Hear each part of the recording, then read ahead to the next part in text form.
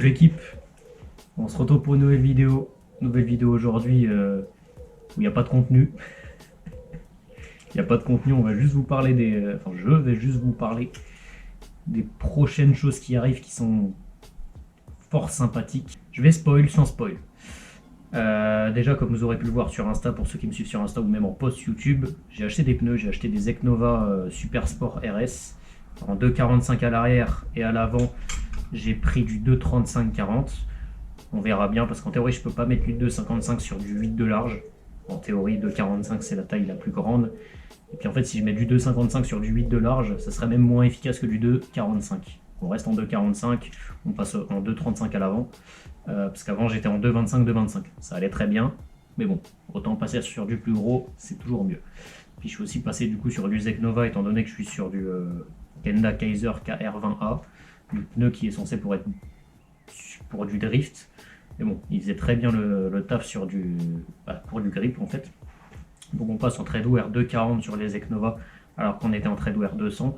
En théorie, les Eknova tiennent mieux, sont mieux, ont un plus gros Treadwear, donc en théorie ils sont moins tendres, mais du coup ils s'usent moins vite et ils tiennent quand même mieux. Donc on verra bien. Et puis ils étaient même moins chers que les Kenda à l'heure actuelle. Donc j'ai sauté sur l'occasion. Donc je les ai pas encore montés, je les montrerai vraiment quand je reçois aussi les avant. Et puis en soi les arrières ils sont encore ok. Parce que j'avais switch avant-arrière, les arrières sont au témoin mais ils sont ok. Alors que les avant c'est une autre histoire. Donc voilà, les pneus. On sera très bien pour Mirecourt le 12 juin. Pareil pour ceux qui me suivent sur Instagram, j'ai Mirecourt le 12 juin. Donc on aura les pneus. Pour ceux qui me suivent sur Insta, je vais pas. Ça fait 3 fois que je le dis, mais je vais pas réexpliquer l'histoire en vidéo, mais là j'ai 3 injecteurs de 535, il m'en manque 3. Moi je chope que du 9. Il m'en manque 3. Donc pareil, j'aurai aussi les injos de 535 pour Mirecourt, donc on va retourner sur la grosse carto entre guillemets. Les 330 chevaux et plus ou moins 650-700 newtons. Donc ça, les injos. Quelque chose qui va vous plaire énormément et moi qui me donne la trique comme pas possible. Bon, on va être honnête. Collecteur d'échappement. Collecteur d'échappement sur un bon vieux M57, collecteur tubulaire inox. Magnifique. Pour l'instant, je ne dis rien, je ne dis pas chez qui je l'achète. Je ne vous montre pas de photos, rien, mais un putain de collecteur de ouf. J'ai réussi à le négocier. Pareil, on est honnête, on dit les choses ici, c'est pour ça que je peux l'acheter, parce que de base, un collecteur comme ça, c'est 1500 €. C'est un gros billet, donc là, j'ai réussi à le négocier quand même pas mal.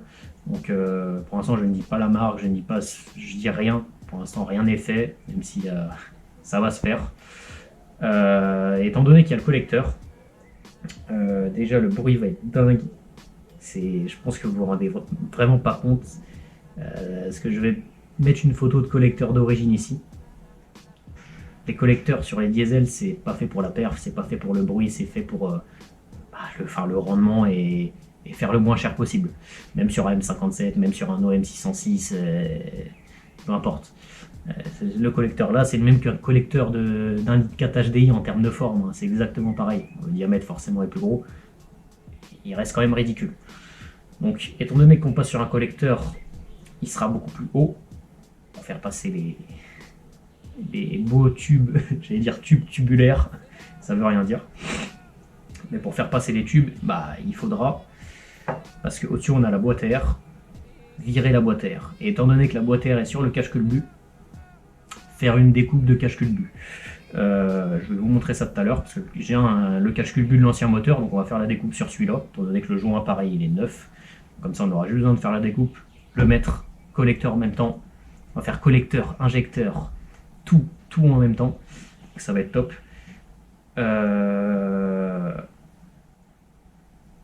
Il pleut.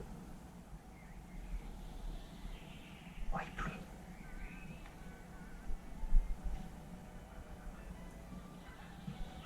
Je voulais la sortir. Mais ouais, on va faire tout en même temps. Et ouais, du coup, il faut découper la boîte à air. Qui dit découpe de boîte à air dit admission directe. Qui dit admission directe dit cône. Qui dit cône dit comment on fait pour le reniflard, dit plaque, catch can. Donc ça reste quand même un peu de boulot. Mais là j'ai tout commandé pour la catch can. Pas encore l'admission d'air parce que je suis en train de voir chez qui je la prends. Parce qu'il y en a un qui fait une admission de fou malade qui est magnifique et qui reste quand même assez cher.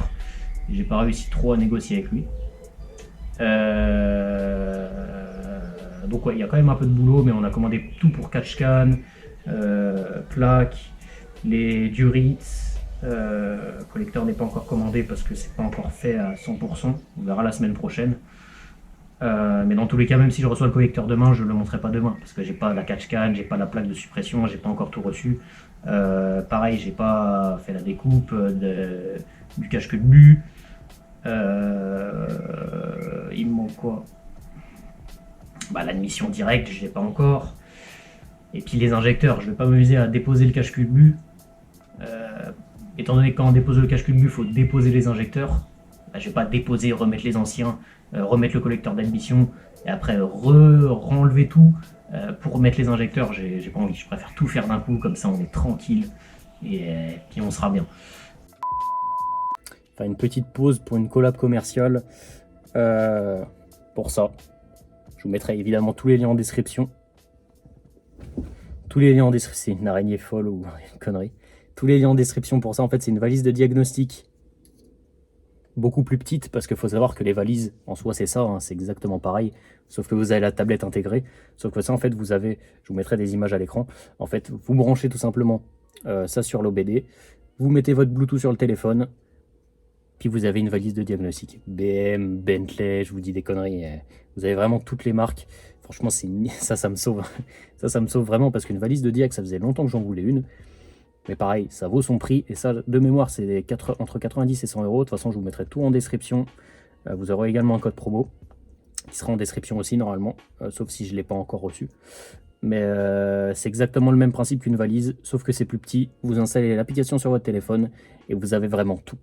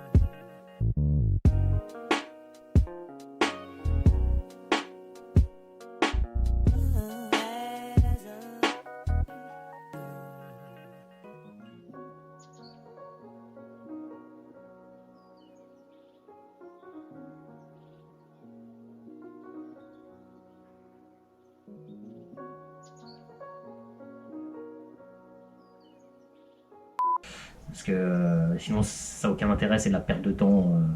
Et puis ça ferait une très grosse vidéo, vu qu'on démontrera pas mal de choses. Et puis le collecteur, ça va vraiment vous plaire, je sais que ça va vous plaire à 100%. Donc franchement c'est top.